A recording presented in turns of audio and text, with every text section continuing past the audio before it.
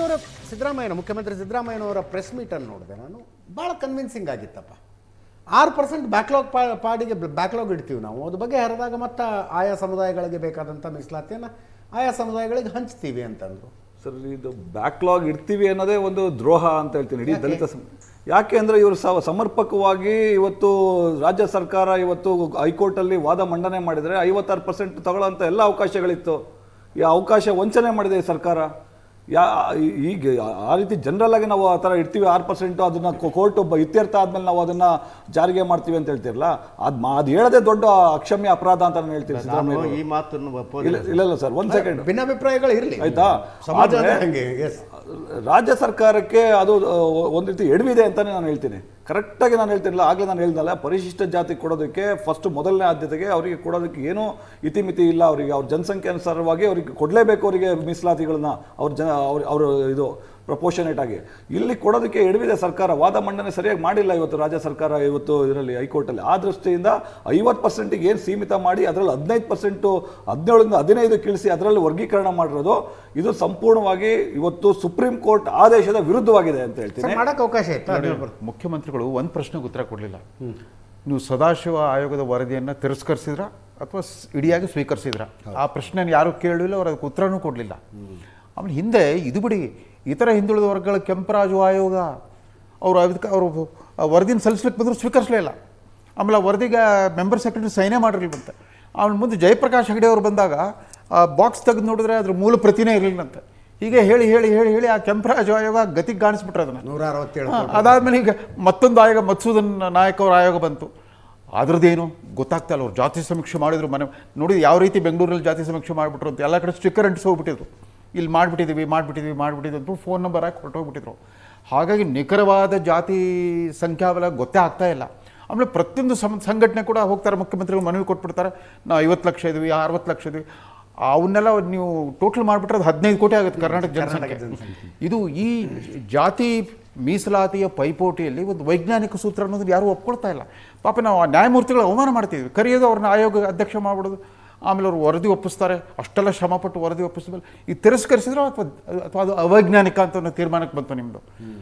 ನ್ಯಾಯಮೂರ್ತಿ Nagamohan ದಾಸ್ಗಿಂತ chief secretary Shalini Rajneesh ಅವ್ರ report ಹೆಚ್ಚು ಸೈಂಟಿಫಿಕ್ ಆಗಿತ್ತ. ರಾಜಕೀಯವಾಗಿ ಅನುಕೂಲವಾಗಿದ್ದನ್ನು ನೀವು ವೈಜ್ಞಾನಿಕ ಅಂತೀರಾ, ಅನಾನುಕೂಲವಾಗಿದ್ದನ್ನು ಅವೈಜ್ಞಾನಿಕ ಅಂತೀರಾ. ನಾನು ಹೇಳಿದ್ನಲ್ಲ, ಅಧ್ಯಯನ ವೈಜ್ಞಾನಿಕವಾಗಿರುತ್ತೆ, ಅನುಷ್ಠಾನ ಅವೈಜ್ಞಾನಿಕ ಆಗಿಬಿಡುತ್ತೆ. ಪ್ರತಿಯೊಂದು ಆಯೋಗದ ಮೀಸಲಾತಿ ಆಯೋಗದ ಗತಿ ಇದೇ ಆಗ್ತಾ ಇದೆ ಈ ರಾಜಕಾರಣದಿಂದಾಗಿ. ಒಂದು ಹೇಳ್ತೀನಿ, ನಾಗಮೋಹನ್ ದಾಸ್ ಸಾಹೇಬರು ಭಾಳ ಅರ್ಥಪೂರ್ಣವಾಗಿ ಇಡೀ ದೇಶದಲ್ಲೇ ಭಾಳ ಅರ್ಥಪೂರ್ಣವಾಗಿ ಸಮೀಕ್ಷೆ ಮಾಡಿದಂಥವ್ರು ಅವರೇ. ಮೊಬೈಲ್ ಆ್ಯಪ್ ಮೂಲಕ ಮನೆ ಮನೆಗೂ ಸಮೀಕ್ಷೆ, ಎಲ್ಲೆಲ್ಲಿ ಕೇರಿಗಳಿದ್ದು ಎಲ್ಲ ಕಡೆ, ಎಲ್ಲ ಪೇಪರ್ ಮೂಲಕ, ಪತ್ರಿಕೆ ಮೂಲಕ, ಮಾಧ್ಯಮದ ಮೂಲಕ ಎಲ್ಲ ಕಡೆ ಪ್ರಚಾರ ಕೊಟ್ಟು, ಏನು ಸಣ್ಣ ಸಣ್ಣ ಮೀಡಿಯಾಗಳ ಮೂಲಕನೂ ಪ್ರಚಾರ ಕೊಟ್ಟಿದ್ದಾರೆ. ಅವರು ಮನೆ ಮನೆಗೂ ಸಮೀಕ್ಷೆ ಮಾಡಿದ್ದಾರೆ. ಅತ್ಯಂತ ನೈಜವಾಗಿ ಅವರು ವರದಿ ಕೊಟ್ಟಿದ್ದಾರೆ. ಅದನ್ನೇ ಸರ್ಕಾರ ಒಪ್ಪಿಲ್ಲ ಅಂದಮೇಲೆ ಇನ್ನು ಯಾವ ಸರ್ಕಾರ, ಇನ್ನು ನಾವು ಹೆಂಗೆ ಹೇಳೋದು ಸರ್? ಅವರು ಎಲ್ಲ ಬೇಡ, ಅವರು ಇದೇ ಸರ್ಕಾರಗಳೇ ನೇಮಿಸಿ ಇರತಕ್ಕಂಥ ಎಷ್ಟು ಅರ್ಥಪೂರ್ಣವಾಗಿ ಮಾಡಿದ್ದಾರೆ ಅಂದರೆ, ಇಡೀ ಸುಪ್ರೀಂ ಕೋರ್ಟ್ ಕೂಡ ಅದನ್ನು ಒಪ್ಕೊಂಡಿದ್ದಾರೆ. ಅವರು ಸುಪ್ರೀಂ ಕೋರ್ಟ್ ಇದ್ರ ಭಾಗ ಒಪ್ಕೊಂಡಿದ್ದಾರೆ. ಇಲ್ಲ, ಇದನ್ನು ಭಾಳ ಚೆನ್ನಾಗಿ ಮಾಡಿದ್ದಾರೆ ಅಂತ. ಹಿಂದೆ ಅವರು ಈ ತೆಲಂಗಾಣದಲ್ಲೂ ಕೂಡ ಇದೇ ನಾಗಮೋಹನ್ ದಾಸ್ ಸಾಹೇಬ್ರನ್ನ ವರದಿಯನ್ನು ಒಪ್ಕೊಂಡಿದ್ದಾರೆ. ಅವರು ಕೂಡ ತರಿಸ್ಕೊಂಡಿದ್ದಾರೆ. ಮೊನ್ನೆ ಅನುಷ್ಠಾನ ಮಾಡಬೇಕಾದ್ರೆ ತೆಲಂಗಾಣದಲ್ಲಿ ಕೂಡ ಇದನ್ನು ಮಾಡಿದ್ದಾರೆ ಅವರು.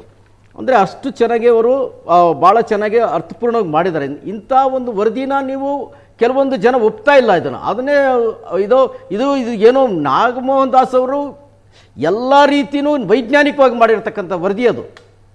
ಅದೇ ಆಗಲಿ ಸದಾಶಿವ ಆಯೋಗ ವರದಿ ಕೂಡ ಹಂಗೆ ಇತ್ತು ಅದು. ಆದರೆ ಅದನ್ನು ಅವರು ಈ ಸರ್ಕಾರ ಸ್ವೀಕರಿಸಲಿಲ್ಲ. ಅದೊಂದು ದುರಂತ. ಅದು ನಮಗೆ ಇನ್ನೊಂದು 2-3 ವಿಚಾರ ಇದೆ ಸರ್. ನಾಗಮೋಹನ್ ದಾಸ್ ಆಯೋಗದಲ್ಲಿ 5ನೇ ವರ್ಗವಾಗಿ AKADI, ಆದಿ ಕರ್ನಾಟಕ, ಆದಿ ಆಂಧ್ರ, ಆದಿ ದ್ರಾವಿಡ ಸಮುದಾಯಗಳು 4.25 ಲಕ್ಷ ಜನಸಂಖ್ಯೆಗೆ ಅವ್ರು ಹೇಳಿದಂಥದ್ದು, ನೀವು ಯಾವುದಾದ್ರೂ A ಗುಂಪಾದರೂ ತಗೊಳ್ಳಿ, B ಗುಂಪಾದರೂ ತಗೊಳ್ಳಿ ಅಂತೇಳಿ ಅವರು ಅವಕಾಶ ಅಲ್ಲಿ ಶಿಫಾರಸು ಮಾಡಿತ್ತು ಸರ್ಕಾರ. ಈಗ ಅಲ್ಲೂ ಸಹ ಸಾಕಷ್ಟು ಗೊಂದಲ ಆಗುತ್ತೆ. ಜೊತೆಯಲ್ಲಿ ಇನ್ನೊಂದು ತಾವು ಇತ್ತೀಚೆಗೆ ಗಮನಿಸಿರ್ಬೋದು, ಸುಪ್ರೀಂ ಕೋರ್ಟಲ್ಲಿ ಈ ಏನು ಪರಿಶಿಷ್ಟ ಜಾತಿಗಳು ಇನ್ನು ಈ ನೆಲಮೂಲದ ಧರ್ಮವಲ್ಲದ ಕ್ರೈಸ್ತ ಧರ್ಮ ಅಥವಾ ಇಸ್ಲಾಂ ಧರ್ಮಕ್ಕೆ ಸ್ವೀಕಾರ ಮಾಡಿಕೊಂಡ್ರೆ ಅವ್ರಿಗೆ SC ಪ್ರಮಾಣ ಪತ್ರ ಕೊಡೋಂಗಿಲ್ಲ, ಮುಂದುವರ್ಸಂಗಿಲ್ಲ ಅನ್ನೋದಾಗಿದೆ. ಅದನ್ನು ಸಹ ದೊಡ್ಡ ಸಮಸ್ಯೆ ಮುಂದಿನ ದಿನಗಳಲ್ಲಿ ಆಗುತ್ತೆ. ಅದಕ್ಕೂ ಸಹ ಸೂತ್ರ ಇಲ್ಲ. ಇದೆಲ್ಲ ಒಳ ಮೀಸಲಾತಿಗೆ ಡೆಫಿನೆಟ್ಲಿ ವ್ಯತಿರಿಕ್ತ ಪರಿಣಾಮ ಬೀರುತ್ತೆ. ತದನಂತರ ಅದಕ್ಕೂ ಇದಕ್ಕೆ ಏನು ಸಂಬಂಧ ಇಲ್ಲ. ಈಗ ಸುಪ್ರೀಂ ಕೋರ್ಟ್ ಈಗಾಗಲೇ ಹೇಳ್ಬಿಟ್ಟು ಸ್ಪಷ್ಟವಾಗಿ ಹೇಳಿದ ಮೇಲೆ ರಾಜ್ಯ ಸರ್ಕಾರಗಳು ಅದನ್ನ ಅನುಷ್ಠಾನ ಮಾಡಕ್ ಬರಲ್ಲ. ಹೌದು, ಯಾವುದೇ ಕಾರಣಕ್ಕೂ ಆಗಲ್ಲ ಸರ್. ಎರಡನೇದಾಗಿ ಮತಾಂತರಗೊಂಡವರಿಗೆ ಇದರಲ್ಲಿ ಮೀಸಲಾತಿ ಅದಕ್ಕೆ ಕೊಡ್ತೀವಿ. ಸಂಬಂಧಪಟ್ಟಂತೆ ಕೊಡಂಗಿಲ್ಲ. ಅದಕ್ಕೋಸ್ಕರ ಈಗ ಆಲ್ರೆಡಿ ತಗೊಂಡಿದಾರಲ್ಲ, ಈಗ ತಗೊಂಡಿರೋರಿಗೆ ಅವ್ರಿಗೆ ಏನ್ ಮಾಡೋದು ಅಂತ ಹೇಳಿ ಈ ವಿಚಾರವನ್ನ ಸ್ವಾತಂತ್ರ್ಯ ಬಂದ ಇದೇ ಮೊದಲ ಬಾರಿ 2022ರಲ್ಲಿ ಪ್ರಧಾನಮಂತ್ರಿ ಮೋದಿ ಅವರೇ ಹೌದು, ಹೇಳಿದ್ರು. KG ಭಾರತೀಯ ಮುಸ್ಲಿಮರ ರಚನೆ ಪೈಕಿ ಆಯ್ತು. 85% ಜನ ಪಸ್ಮಂದ ಮುಸ್ಲಿಮರು. ಹೌದು. ಅವರೆಲ್ಲ ದಲಿತ ಮತ್ತು ಹಿಂದುಳಿದ ವರ್ಗಗಳಿಂದ ಹೌದು, ಶೂದ್ರ ಮತಾಂತರ ಸಮುದಾಯ. ಆಗಿರೋರು.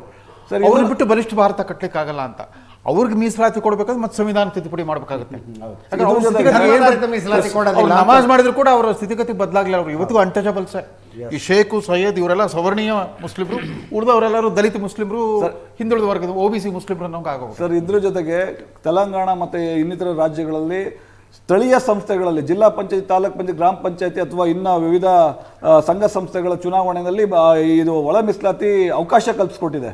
ಇದೇ ಒಂದು ಮಾನದಂಡ ಎಲ್ಲ ಸಮುದಾಯಗಳಿಗೆ ನ್ಯಾಯ ಸಿಗುತ್ತೆ. ಇಲ್ಲಿ ರಾಜ್ಯ ಸರ್ಕಾರದಲ್ಲಿ ಇವತ್ತು ಶೈಕ್ಷಣಿಕ ಮತ್ತೆ ಉದ್ಯೋಗದಲ್ಲಿ ಮಾತ್ರ ಸೀಮಿತವಾಗಿ ಇವತ್ತು ಕೊಟ್ಟಿರೋಂಥದ್ದು ಇದನ್ನು ಸಹ ಅಪರಾಧ ಅಂತ ಹೇಳ್ತೀನಿ. ರಾಜ್ಯ ಸರ್ಕಾರಕ್ಕೆ ರಾಜಕೀಯ ಮೀಸಲಾತಿ ಕೊಡೋದು ಇವರಿಗೆ ಇಷ್ಟ ಇಲ್ಲ. ಈ ಸಮುದಾಯಗಳು ರಾಜಕೀಯ ಏನು ಇವತ್ತು ಒಂದು ಪಾಲ್ಗೊಳ್ಳುವಿಕೆ ಅವಕಾಶನೇ ಕಲ್ಪಿಸ್ಕೊಟ್ಟಿಲ್ಲ. ಇದು ಘನಘೋರ ಅಪರಾಧ ಅಂತ ಹೇಳ್ತೀನಿ ಸರ್. ಈಗ ಬಾಬಾ ಸಾಹೇಬ್ ಅಂಬೇಡ್ಕರ್ ಅವರು ಏನು ಕನ್ಸ್ಕೊಂಡಿದ್ರು ಸರ್ ಅದನ್ನ ಆ್ಯಕ್ಚುಲಿ ಈಗ ಅದನ್ನು ಮಾನ್ಯ ಸಿದ್ದರಾಮಯ್ಯ ಸಾಹೇಬರು ಈಗ ಈ ಸೂತ್ರ ಕೊಟ್ಟಿದ್ರಲ್ಲ, ಭಾಳ ಅರ್ಥಪೂರ್ಣವಾಗಿದೆ. ಇದನ್ನು ಬರೀ ಉದ್ಯೋಗಕ್ಕೆ ಮಾತ್ರ ಸೀಮಿತ ಆಗಬಾರ್ದು.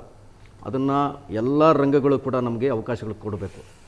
ಏನು ಇನ್ಕ್ಲೂಡಿಂಗ್ ರಾಜಕೀಯ ಗ್ರಾಮ ಪಂಚಾಯತಿಗಳು ತಗೊಳ್ಳಿ, ತಾಲೂಕ್ ಪಂಚಾಯತಿ ತಗೊಳ್ಳಿ, ಜಿಲ್ಲಾ ಪಂಚಾಯತಿ ತಗೊಳ್ಳಿ, ಪುರಸಭೆಗಳಲ್ಲಿ ತಗೊಳ್ಳಿ, ನಗರ ಪಾಲಿಕೆಗಳು ತಗೊಳ್ಳಿ, ಪರ್ಸೆಂಟೇಜ್ ತಗೊಂಡಾಗ ಈ ವಾಲ್ಮೀರಿ ಆಗಿರಲಿ ಮಾದಿಗ ಸಮುದಾಯಕ್ಕೆ ಅತ್ಯಂತ ಅನ್ಯಾಯ ಆಗಿದೆ. ಅಜಿತ್, ನಾವು ನೆನಪಿಸ್ಕೊಳ್ಬೇಕಾದ್ರೆ ನಿನ್ನೆ ತಾನೇ ಜನ್ಮ ಶತಮಾನೋತ್ಸವ ಆಚರಿಸೋಲ್ಲ ಬಿ ಬಸವಲಿಂಗಪ್ಪನವರು ಇಡೀ ದೇಶನೇ ಬೆಚ್ಚ ಬೀಳೋ ರೀತಿಯಲ್ಲಿ ಒಂದು ಸ್ಟ್ರೋಕ್ ಆಫ್ ಪೆನ್ ತಲೆ ಮೇಲೆ ಮಲ ಹೊರ ಪದ್ಧತಿಯನ್ನು ರದ್ದು ಮಾಡಿಬಿಟ್ರು. ಇಡೀ ದೇಶಕ್ಕೆ ರಾಷ್ಟ್ರ ಮಟ್ಟದಲ್ಲಿ ಒಂದು ಆಯೋಗ ರಚನೆ ಆಗಿಬಿಟ್ಟಿದೆ. ಅವ್ರಿಗೆಲ್ಲ ಆ ಕೆಲಸ ಭಂಗಿ ಕೆಲಸ ಮಾಡ್ತಿದ್ದವ್ರ ಬಗ್ಗೆ ಇವತ್ತಿಗೂ ಅದು ಪೂರ್ತಿಯಾಗಿ ನಿರ್ಮೂಲನೆ ಕರ್ನಾಟಕಕ್ಕೆ 26ನೇ ಇಸ್ವಿ ಬಂದಿದ್ರು ಕೂಡ ಆ ಥರದ್ದು ಇವತ್ತಿಗೂ ಕೂಡ ನಮ್ಮ ಜನ ಸ್ವಚ್ಛತಾ ಕಾರ್ಯಕ್ರಮ ಮ್ಯಾನ್ಯಲ್ ಇಲ್ಲಿ ಇಳಿತಾ ಇದ್ದಾರೆ. ಇನ್ನು ಸಾಯ್ತಾನೆ ಇದ್ದಾರೆ, ಇನ್ನು ಸಾಯ್ತಾ ಇದ್ದಾರೆ, ಇನ್ನು ಮಾರಣಾಂತಿಕ ಕಾಯಿಲೆಗಳಿಂದ ನರಳುತ್ತಾ ಇದ್ದಾರೆ.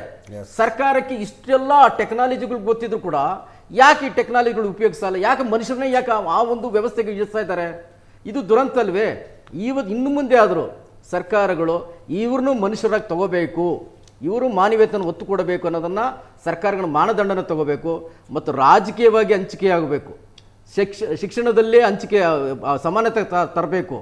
ಎಲ್ಲ ಯಾರು ಶೋಷಿತರಿದ್ದಾರೋ ಅವ್ರನ್ನ ಸರ್ಕಾರ ಮುಖ್ಯವಾಹಿನಿಗೆ ತರಬೇಕು. ಮತ್ತು ಏನು ನಿಗಮಗಳಲ್ಲಿ ಕೊಟ್ಟಿರ್ತಕ್ಕಂಥದ್ದಲ್ಲಿ ತಾರತಮ್ಯ ಇಷ್ಟು ದಿನ ತಾರತಮ್ಯ ಆಗ್ತಿತ್ತು. ಬರೀ ಒಂದಷ್ಟು ಜನ ಮಾತ್ರ ನಿಗಮಗಳಲ್ಲಿ ಹಣ ಕೊಡ್ತಾ ಇದ್ರೆ ಒಂದಷ್ಟು ಜನಕ್ಕೆ ಮಾತ್ರ ಸಿಗ್ತಾ ಇತ್ತು. ಅದ್ರು ಬಲಹೀನರಿಗೆ ತಗೊಳ್ಳೋದಕ್ಕೆ ಆಗ್ತಾ ಇರಲಿಲ್ಲ. ಇವರಿಗೆ ಕಾನೂನು ಕಟ್ಲೆಗಳಂತ ಹೇಳ್ಬಿಟ್ಟು ಅಲ್ಲಿ ಏನೋ ಮಾಡಿ ಅವ್ರ ಪಾಪ ತಗೊಳ್ಳೋದಕ್ಕೆ ಭೂಮಿ ಹಂಚಿಕೆ ಆಗಲಿ, ಸಂಪತ್ತಾಗಲಿ ಎಲ್ಲದರಲ್ಲೂ ನಮ್ಗೆ ಅನ್ಯಾಯ ಆಗ್ತಿತ್ತು. ಇಂಥ ಒಂದು ನ್ಯಾಯ ಸಿಗಬೇಕಾದ್ರೆ ಇದು ಬರೀ ಉದ್ಯೋಗ ಒಂದೇ ಸಾಲದು, ನಮಗೆ ರಾಜಕೀಯದಲ್ಲಾಗಬೇಕು ಮತ್ತು ನಿಗಮಗಳಲ್ಲಿ ಸಮಾನತೆಯನ್ನು ಸಿಗಬೇಕಂತಂದ್ರೆ ನಮ್ಮ ಒತ್ತಾಯ ಇದೆ. 2,85,000 ಇವತ್ತು ಹುದ್ದೆಗಳು ಖಾಲಿ ಇದೆ sir. Thank you Mohan Raj ಅವರೇ. ಇದರೊಂದಿಗೆ ಇವತ್ತಿನ ಲೆಫ್ಟ್ ರೈಟ್ ಅಂಡ್ ಸೆಂಟರ್ ಮುಗಿಸ್ತಾ ಇದ್ದೀವಿ. ನೇರ ದಿಟ್ಟ ನಿರಂತರ ಸುದ್ದಿಗಾಗಿ ನೋಡ್ತಾ ಇರಿ ಏಷ್ಯಾನೆಟ್ ಸುವರ್ಣ ನ್ಯೂಸ್.